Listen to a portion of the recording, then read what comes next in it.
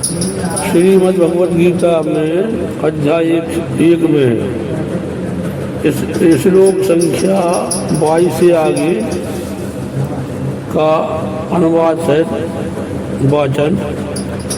रथ को वहीं खड़े रखने का संकेत करके सबको देखने की इच्छा प्रकट करना।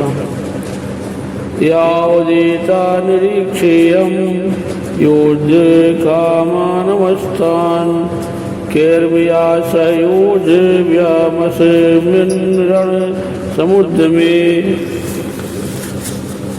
और जब तक मैं युद्ध क्षेत्र में डटे हुए युद्ध के अभिलाषी इन विपक्षी योद्धाओं को भली प्रकार देख लूं कि इस युद्ध रूप व्यापार में मुझे किन किन के साथ युद्ध करना है योग्य है, तब तक उसे खड़ा रखिए। योत्समानान् वेक्षेयम् या एते अत्र समागता धातराष्ट्रस्य दुर्बुद्धिर्युद्धे प्रेतिकीर्षवः। और दुर्बुद्धि दुर्योधन का युद्ध में चाहने वाले जो ये राजा लोग इस सेना में आए हैं, इन युद्ध करने वालों को मैं देखूंगा। संजय वाच यो मुक्तो ऋषिकेशो गुडाकेशेन भारत सेनयोर्भयोर् मध्ये स्थापित्वा रथोत्तमम् भीष्म द्रोण प्रमुखता सर्वेषां च महिष्यताम् उवाच पार्थ पश्येतान् संवेतान् कुरुनिति। संजय बोले, हे धृतराष्ट्र, अर्जुन द्वारा इस प्रकार कहे हुए महाराज श्री कृष्णचंद्र के दोनों सेनाओं के बीच में भीष्म और द्रोणाचार्य के सामने तथा संपूर्ण राजाओं के सामने उत्तम रथ को खड़ा करके इस प्रकार कहा। पार्थ, हे पार्थ, युद्ध के लिए संवेता जुटे हुए ये तान कुरून कौरवों को देख। तत्रापश्यति स्थान पार्थः पितृनतमः पितामहान् आचार्यान् मातुलान् भ्रातन् पुत्रान् पौत्रान् सखीन् तथा ससुरान् सुहृदस्योः सेनयोर्भयोरपि।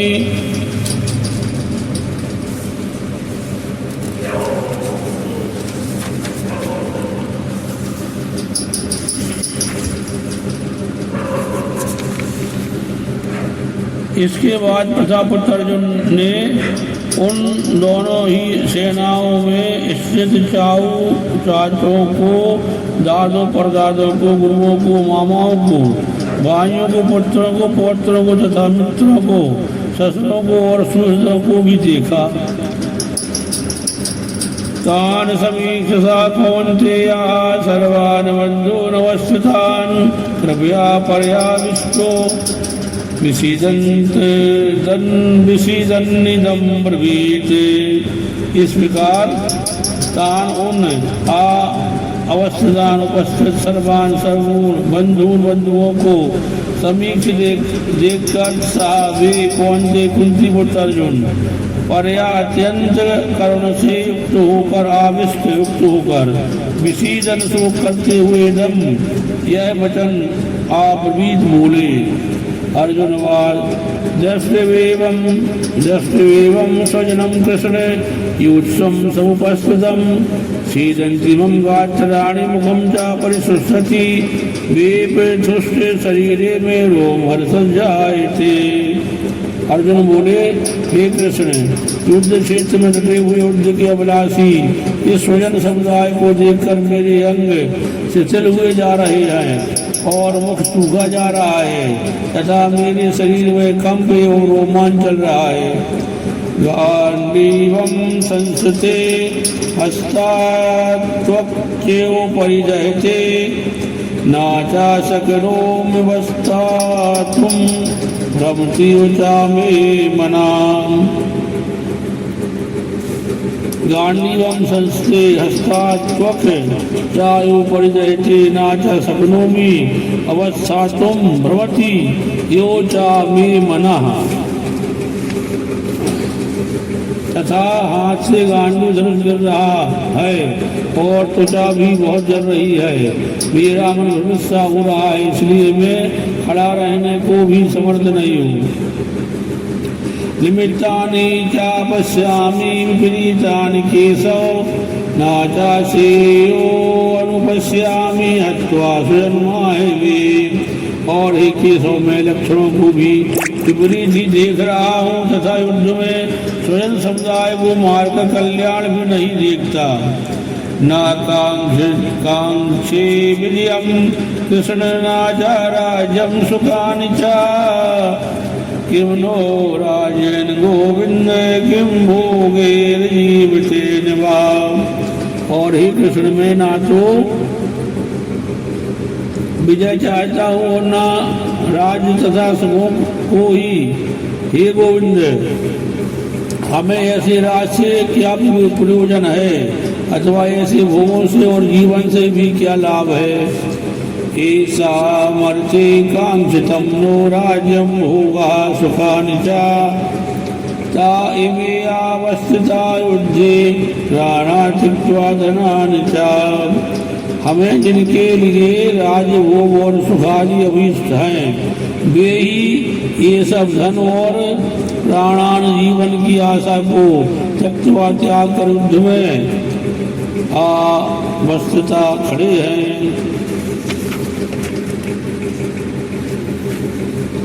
आचार्या पितरा पुत्रा तथैव च पितामहा मातुला ससुरा पौत्रा श्याला संबंधिनस्तथा। जो कि गुरुजन ताऊ चाचे लड़के और उसी प्रकार दादी मामे ससुर पौत्र साले और भी संबंधी लोग हैं। एतान हन्तु इच्छामि धन कोपि मधुसूदन अपि ते लोक राजस्य हेतु किम नु मही कृते। इसलिए हे मधुसूदन, मुझे मानने पर भी अथवा तीनों लोगों के राज्य के लिए भी मैं इन सबको मानना नहीं चाहता, तो पृथ्वी के लिए तो कहना ही क्या है। निहत्यधाज राष्ट्रानः का प्रीति स्या जनार्दन पाप विवासे जसे मान हत्तुवीताना तथाइनः।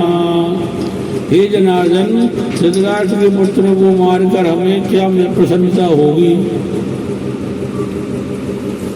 इन आचार्यों को मारकर तो हमें पाप ही लगेगा। तस्मात् नारः वयं हन्तो राष्ट्रान् स्वबान्धवान् स्वजनं हि कथं हत्वा सुजनास्याम माधव। अतएव हे माधव, अपने ही बांधव धृतराष्ट्र के पुत्रों को मारने के लिए हम योग्य नहीं है, क्योंकि अपने ही कुटुंब को मारकर हम कैसे सुखी होंगे। यद्यपि एते न पश्यन्ति लोभोपहतचेतसा कुलं क्षयकृतं दोषं मृत्युदोहे च पातकं कथं न ज्ञेयमस्माभिः पापादस्मान् निवर्तितुं कुलं क्षयकृतं दोषं प्रपश्यति जनार्दन। यद्यपि लोभ से ग्रसित हुए लोग कुल के नाश से उत्पन्न दोष को और मित्रों से विरोध करने में पाप को नहीं देखते, तो भी हे जनार्दन, कुल के नाश से उत्पन्न दोष को जानने वाले हम लोगों को इस पाप से हटने के लिए क्यों नहीं विचार करना चाहिए। कुलम क्षय पश्यन्ति कुल धर्मा सनातनः धर्मे नष्टे कुलम निदर्शनम धर्मो भी भवत्युत। क्योंकि कुल के नाश से सनातन कुल धर्म नष्ट हो जाते हैं। धर्म के नाश हो जाने पर संपूर्ण कुल में पाप भी बहुत फैल जाता है। अधर्मा भी भवात् कृष्ण प्रजुषन्ति पुलिस्या स्त्रीषु दुष्टासु वार्षणे जायते वनशंकरा। तथा ही कृष्ण, पाप के अधिक बढ़ जाने से कुल की स्त्रियां दूषित हो जाती हैं और हे वार्षणे, स्त्रियों के दूषित हो जाने पर वर्ण संकर उत्पन्न होता है। संकरो नरकायो कुलघ्नानां कुलस्या पतन्ति विद्रोहेषां लुप्त पिण्डोदक क्रिया। और वह बड़शंकर कुलघातियों को और कुल को नरक में ले जाने के लिए ही होता है। लुप्त हुई पिंड और जल की क्रिया वाले अर्थात श्राद्ध और तर्पण से वंचित के पितर लोग भी अधोगति को प्राप्त होते हैं। दोषे रेते कुलघ्ना नाम बड़शंकर कारकई उत्साजयन्ते जाति धर्मा कुल धर्मा शाश्वता। और इन वर्णशंकर कारक दोषों से कुलघातियों के सनातन कुल धर्म और जाति धर्म नष्ट हो जाते हैं। उत्सन्न कुल धर्माणाम मनुष्याणाम जनार्दन नरके नेतम वासु भवति इत्यनुशुश्रुम। तथा जनार्दन जिनका कुल धर्म नष्ट हो गया है ऐसे मनुष्यों का अनिश्चित काल तक नरक में वास होता है, ऐसा हम सुनते आए हैं। अहो बत महत पापम कर्तुम व्यावसदावयम यद राज्य सुलोभेन हंतु स्वयं मुद्यता।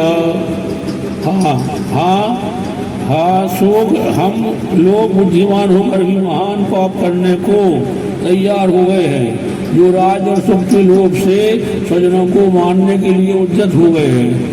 यदि मां प्रतिकारम कारम शस्त्रम शस्त्रपाण्यः दाजकर्णे अनुष्ठन में क्षेत्रम भवेत्।